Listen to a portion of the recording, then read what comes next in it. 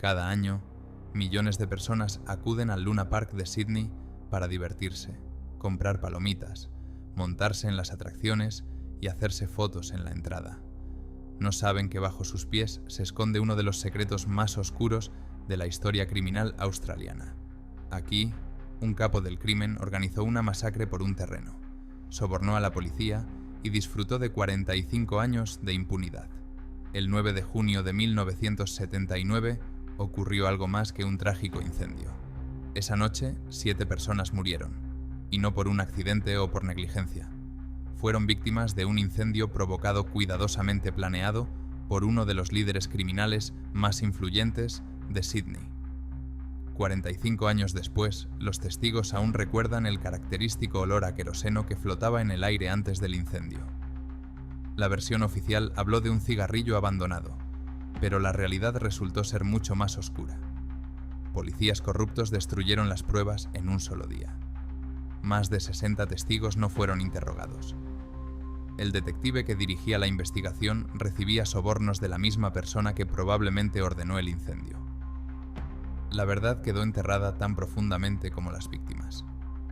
Pero la verdad tiene la costumbre de salir a la superficie. Para Jenny Godson, el 9 de junio comenzó como el día más feliz en mucho tiempo. La familia había llegado a Sydney desde el oeste de Nueva Gales del Sur para pasar los últimos días de sus vacaciones. Su marido, John, tenía previsto pasar el día visitando lugares de interés con sus hijos, Damian y Craig. Por la mañana visitaron el zoológico de Taronga, donde los niños se quedaron encantados viendo los animales. Al atardecer, todos estaban de buen humor, anticipando el final del día en el famoso Luna Park. Hacia las 9:30 de la noche, cuando el parque se preparaba para cerrar, Damian y Craig convencieron a su padre para que les dejara montar una vez más en la montaña rusa Ghost Train. Les quedaban entradas y los niños querían aprovechar la última oportunidad. John accedió. Jenny iba a ir con ellos, pero de repente sintió un extraño deseo. Se me ocurrió que quería un helado, recordaría más tarde. Fue una sensación muy extraña. Les ofreció helado a los niños, pero ellos lo rechazaron, prefiriendo la atracción. John y sus hijos se dirigieron al Ghost Train, y Jenny se fue a un kiosco. Tenía pensado reunirse con ellos a la salida en unos minutos. Esa cita nunca llegó a producirse. El capricho espontáneo de tomar un helado salvó la vida de Jenny, pero la condenó a vivir con una pérdida insoportable. Se convirtió en la única superviviente de la familia Godson. Esa misma noche, 4 estudiantes del prestigioso Waverley College vivían un momento que habían esperado durante meses. Jonathan Billings, Richard Carroll, Michael Johnson y Seamus Rahilly, todos de entre 12 y 13 años, habían conseguido por primera vez el permiso de sus padres para viajar solos sin adultos. Las negociaciones habían durado meses. Los padres estaban nerviosos, los chicos insistían y finalmente se llegó a un acuerdo. Junto con ellos viajó Jason Holman, el más joven del grupo. Para él, esa noche iba a ser la noche de su vida, como contaría más tarde. El Ghost Train iba a ser el colofón de una velada perfecta. Ghost Train no era solo una diversión, era un pedazo de historia trasladado a Sydney desde Glenelg en 1935. La atracción consistía en un laberinto de 180 metros de vías sinuosas, construidas en completa oscuridad. Vagones metálicos para 2 personas transportaban a los pasajeros a través de una serie de habitaciones oscuras, llenas de maniquíes aterradores, música espeluznante y efectos especiales. La oscuridad era el elemento principal del diseño. Creaba una atmósfera de miedo, pero también hacía que la evacuación fuera prácticamente imposible. En 1979, la atracción se había convertido en una reliquia. Estructuras de madera, decorados de plástico, cableado eléctrico de 40 años de antigüedad. Ted Hopkins, que gestionaba el parque a través de la empresa Luna Park Sydney Pty Ltd, era consciente de los problemas de seguridad.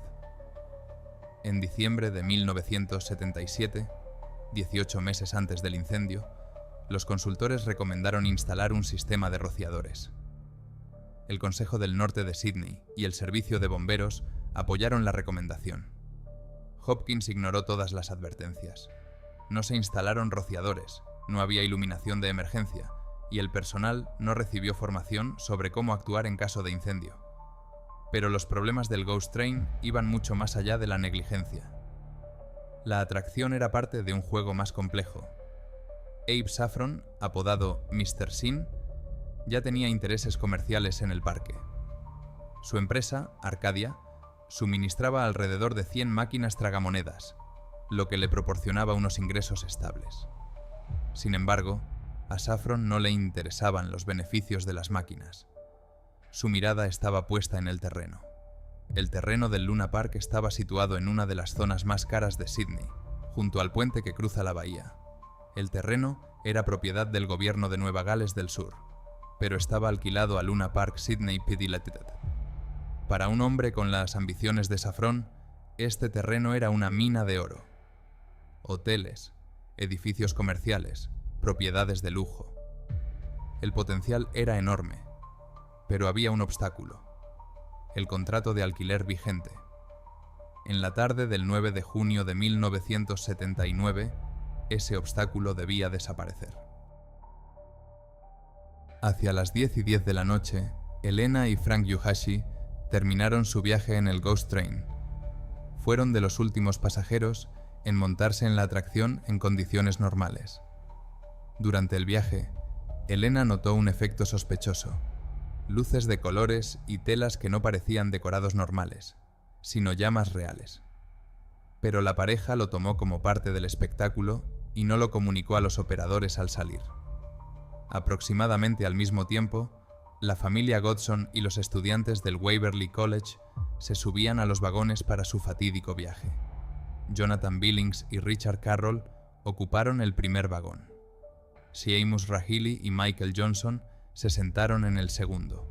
Jason Holman, el más joven, fue el último en la fila y se quedó solo en el tercer vagón. La familia Godson se acomodó en los siguientes vagones. A las 22:15, el operador temporal de la atracción vio humo.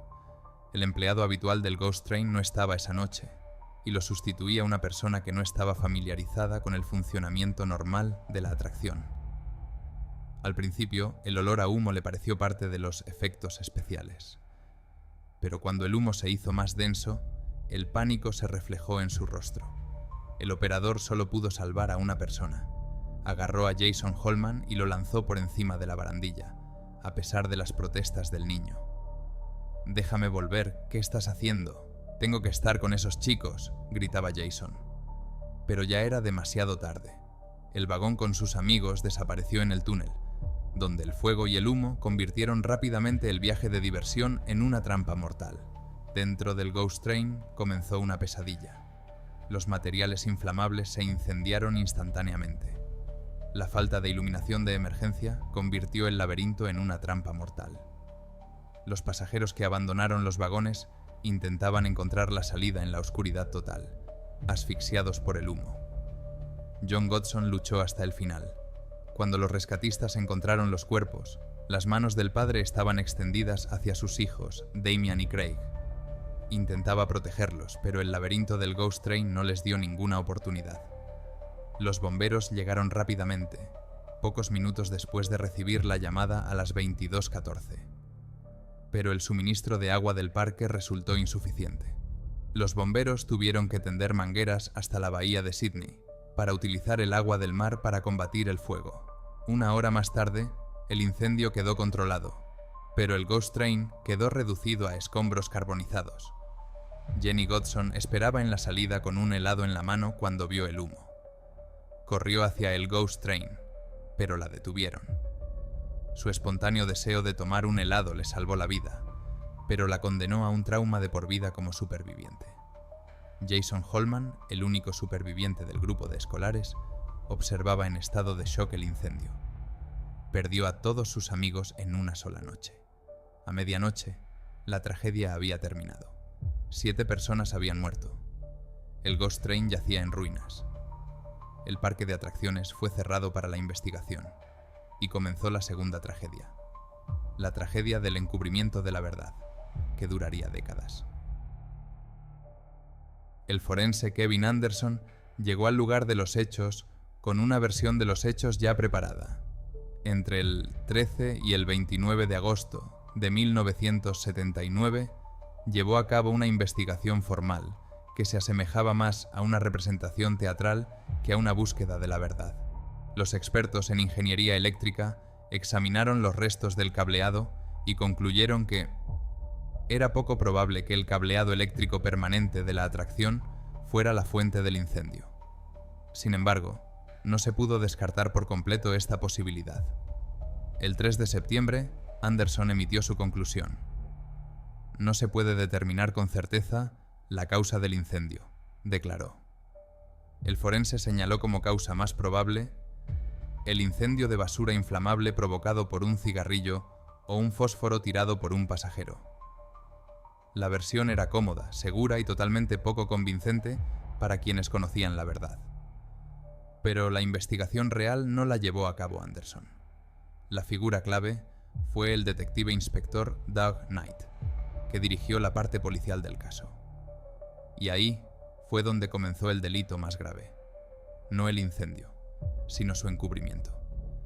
Knight tomó una decisión que determinó el resultado de todo el caso.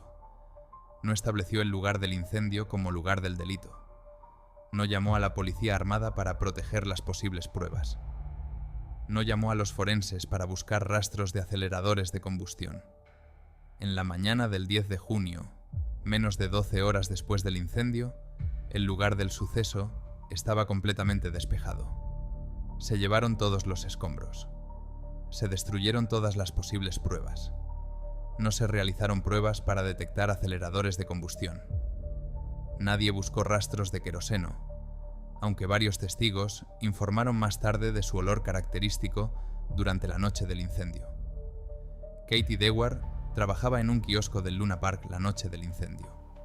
Ella vio circunstancias sospechosas y estaba dispuesta a testificar. La policía la ignoró. Más de 60 testigos no fueron interrogados. La investigación forense se limitó a un círculo reducido de personas que apoyaban la versión del incendio accidental. Abraham Saffron construyó su imperio sobre los vicios. En King's Cross lo llamaban Mr. Pecado. Juego ilegal, prostitución, venta de alcohol sin licencia, usura. En 1979, Saffron controlaba una parte importante del mundo criminal de Sídney, pero sus ambiciones iban mucho más allá de la delincuencia tradicional. Quería convertirse en un respetable promotor inmobiliario y, para ello, necesitaba terrenos. Los incendios provocados eran el sello distintivo de Saffron. Durante los 2 años posteriores al incendio del Ghost Train, se le relacionó con otros 7 incendios. El Anglers Club de Crow's Nest se incendió un mes después del Ghost Train. El Wonder Center de King's Cross, el Venus Room de Orwell Street y la sala de videojuegos Fonzie's. Todos siguieron el mismo patrón. Queroseno como acelerante, hora nocturna para minimizar los testigos, materiales inflamables en los edificios para que el fuego se propagara rápidamente. La noche del incendio del Ghost Train, varios testigos vieron a un grupo de hombres cerca de la atracción. Se cree que eran miembros de una banda de moteros que Saffron había contratado para hacer el trabajo sucio. Los testigos oyeron a estas personas hablar sobre el uso de queroseno y cerillas. Uno de ellos supuestamente dijo: «No deberías haberlo hecho», poco antes de que se viera el incendio. Pero la acusación más grave contra Saffron provino de su propia familia. En 2007, su sobrina, Anne Buckingham, concedió una entrevista al Sydney Morning Herald. Afirmó que Saffron había organizado el incendio del Ghost Train como parte de un plan para hacerse con el alquiler del parque de atracciones. «Nadie debería haber muerto», insistió Buckingham. Según ella, el incendio fue planeado para obligar a los arrendatarios a renunciar a la tierra, pero algo salió mal. Más tarde, Buckingham se retractó de sus palabras, y el hijo de Saffron, Alan, negó categóricamente la implicación de su padre. Saffron no trabajaba solo. Su socio, Jack Rucklin, controlaba el suministro de máquinas tragamonedas y tenía vínculos comerciales con Luna Park. Todor Maximovich, conocido como Tosha Fackel, era el especialista en incendios del equipo de Saffron. El forense Neville Walsh recomendó que se les acusara a ambos de conspiración para cometer incendio, pero nunca se presentaron cargos. El terreno del Luna Park valía millones de dólares. Su ubicación, junto al puente que cruzaba la bahía, lo convertía en un lugar ideal para la construcción comercial. La empresa Arcadia ya había suministrado 100 máquinas tragaperras al parque, lo que proporcionaba a Saffron información privilegiada sobre la situación financiera del negocio. Pero Saffron calculó mal. Su plan era intimidar a los arrendatarios para que renunciaran a sus contratos. En lugar de eso, se convirtió en el responsable de un asesinato en masa. Doug Knight no era solo un mal detective. Era un policía corrupto que había convertido el encubrimiento de la verdad en un arte. Sus antiguos compañeros lo llamaban el solucionador, el hombre que resolvía los problemas de quienes podían pagarle. Y Abe Saffron, sin duda, podía pagarle. Paul Egg, un ex-detective que trabajaba en aquella época, no se andaba con rodeos a la hora de valorar a Knight. Según él, Knight recibía sobornos de figuras importantes del mundo del crimen, entre ellas Saffron. Falsificaba pruebas, ocultaba testimonios e intimidaba a las personas que podían decir la verdad. La investigación del incendio del Ghost Train fue la culminación de su maestría. La corrupción de Knight era conocida mucho antes de 1979. La Comisión Real Moffitt, en 1973 a 1974, ya había establecido sus vínculos con Jack Rucklin, socio de Saffron. La comisión criticó a ambos por sus relaciones corruptas, pero Knight siguió trabajando y en 1979 ocupó el cargo de inspector detective, lo que le dio aún más oportunidades para cometer abusos. La limpieza del lugar del incendio el 10 de junio no fue un error, sino una destrucción intencionada de pruebas. Knight ignoró todos los protocolos. No solo no buscó pruebas de incendio, sino que impidió activamente su descubrimiento. Los testigos que podían hablar de personas sospechosas no fueron interrogados. El acoso a los testigos era otra de las herramientas de Knight. Egge afirmó que el detective creaba un clima de miedo en torno al caso, dando a entender a la gente que sus testimonios no eran bienvenidos. En el mundo criminal de King's Cross, todo el mundo conocía la influencia de Saffron. Los empleados del parque y los testigos podían temer represalias si decidían decir la verdad. Los registros policiales relacionados con la investigación inicial desaparecieron o fueron destruidos posteriormente. Los testimonios que podían apuntar a un incendio provocado no llegaron a los informes oficiales. Una investigación de la Agencia Nacional contra el Crimen en la década de 1980 reveló que muchos documentos relacionados con las actividades de Saffron no estaban disponibles. La complicidad mutua protegía no solo a Saffron, sino a todo el sistema. Reconocer el incendio provocado en el Ghost Train habría significado reconocer la corrupción policial, la incompetencia de la investigación y el fracaso del sistema judicial. Era más fácil aferrarse a la versión del cigarrillo abandonado que abrir la llaga supurante de la corrupción institucional. La verdad sobre el incendio del Ghost Train podría haber quedado enterrada para siempre, si no fuera por la tenacidad de una persona. Martin Sharp, un conocido artista y editor, convirtió la búsqueda de la verdad en el trabajo de su vida. Desde principios de la década de 1980, recopiló metódicamente documentos, fotografías, entrevistas con testigos e informes policiales, creando un archivo independiente sobre el incendio. Sharp estaba convencido de que el incendio fue intencionado y organizado con el fin de apropiarse de los terrenos del Luna Park.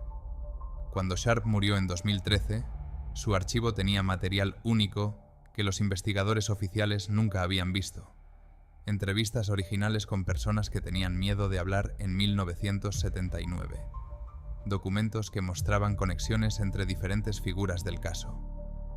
Tras la muerte de Sharp, su archivo pasó a manos de la Corporación Australiana de Radiodifusión ABC.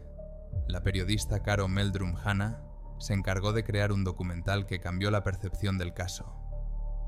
Exposed, The Ghost Train Fire, se estrenó en 2021 y causó un gran revuelo. La película presentó a nuevos testigos que no habían sido interrogados en los 42 años anteriores.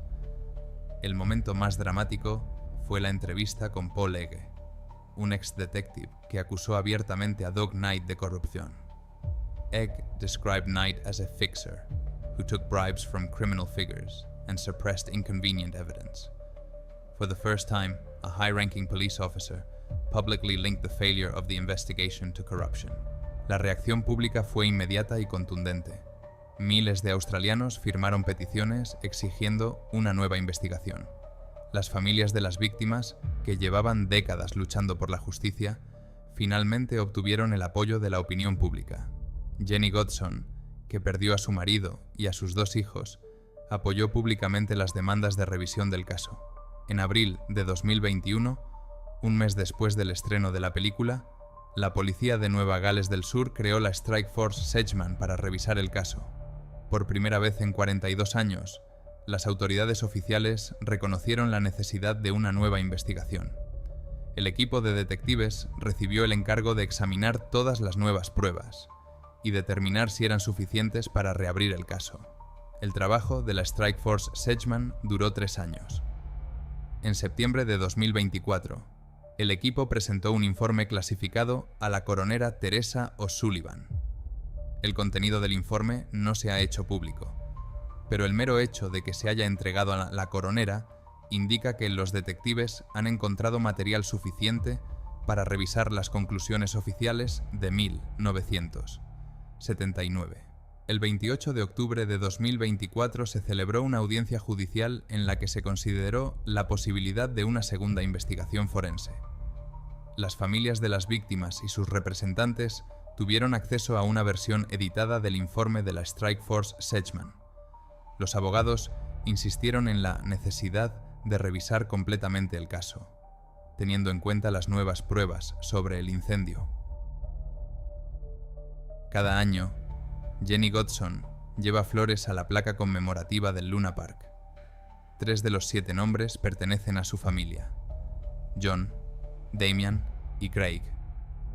Junto a ella se encuentran los familiares de los alumnos del Waverley College, que tampoco han olvidado a sus hijos. Leen los nombres, recuerdan los rostros, hablan de los planes que nunca se realizarán. Al mismo tiempo, a pocos kilómetros del memorial, hay hoteles, restaurantes y edificios comerciales construidos en terrenos que en su día controlaba Abe Saffron.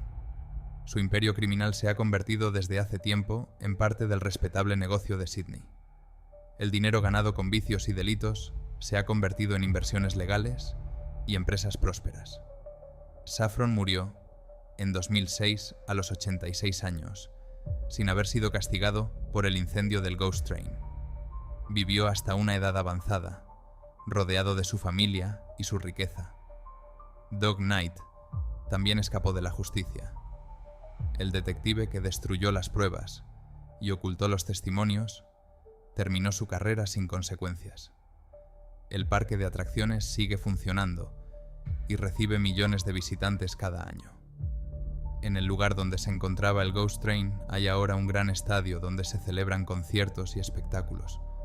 Nuevas generaciones de niños ríen y gritan en las atracciones, sin saber nada de la tragedia que ocurrió bajo sus pies. Pero para las familias de las víctimas, esa alegría se ve empañada por la injusticia. 45 años después, siguen esperando respuestas. ¿Quién ordenó incendiar el Ghost Train? ¿Quién ejecutó la orden?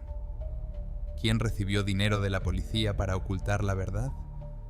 Pero la placa conmemorativa sigue siendo el único monumento a la justicia en esta historia, y la lucha continúa.